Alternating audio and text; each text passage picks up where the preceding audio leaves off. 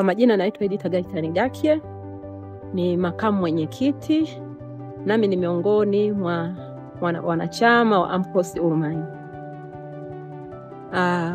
Katika chama hiki cha AMCOS tumejinufaisha kwa maana ya kilimo cha mahindi, na tumejifunza pia kulima katika kilimo cha kisasa, na hata tumeweza kulima vizuri, tunaboresha, tupo kwenye kiwango cha juu cha kipato cha kilimo cha mahindi. Lakini athari ambayo imetuathiri mwaka huu 2025 kwa maana ya kilimo cha mahindi ni kutokuwa na mvua, jua kuwaka, jua kali. Kwa hiyo imetuathiri hadi kupata kipato kidogo cha chini kwa mwaka huu 2025. Lakini hii mabadiliko ya tabia nchi,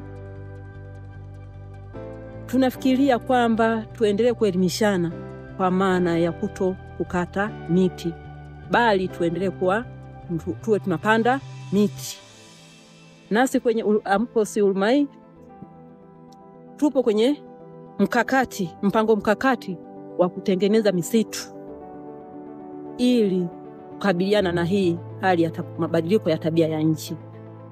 Hivyo tunaendelea kuhamasishana kwamba tusikate miti ovyo, bali tupande miti kwa wingi, na hata miti ya matunda. Ndivyo hamasa yetu sisi kama wana AMCOS. Tunahamasisha hivyo wakulima wote na wananchi wote kwa ujumla, tuweze kuungana kwa pamoja kwa maana ya hiki kilimo cha mahindi, lakini pamoja na kuwa na upandaji wa miti kwa wingi.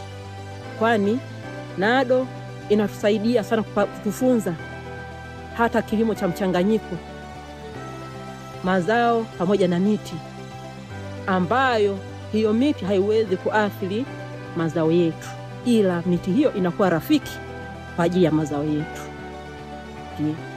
Kwa hiyo natoa hamasa na ninawakaribisha sana. Asante.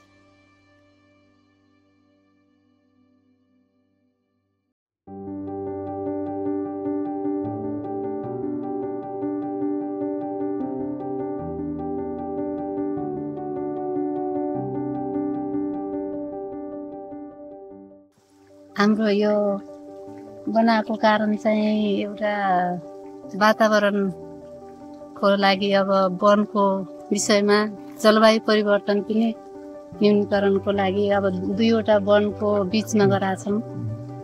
एउटा हिसाबले अब वनमा डढेलो लाग्दाखेरि आगो निभाउन पनि सजिलो भएको छ र वनका जन्तुहरूलाई पानी पिउन पनि सजिलो भएको छ र यो पानीको मुहानहरू सिफेस हुनको लागि पनि यसले खपत गरेको छ।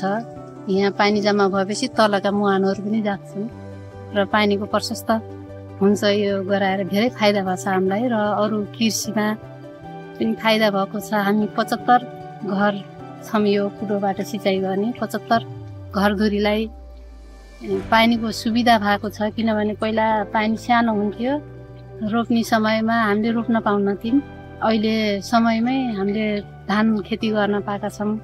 पानी रातभरिको पानी खेर जाने पानीलाई जम्मा गरेर दिउँसो फेरि लगेर धान खेती आकाशबाट नपर्ने बेलामा अब योले सहज भएको छ र महिला दिदीबहिनीहरूलाई पनि केही जीविकोपार्जनको लागि बेमौसमी तरकारी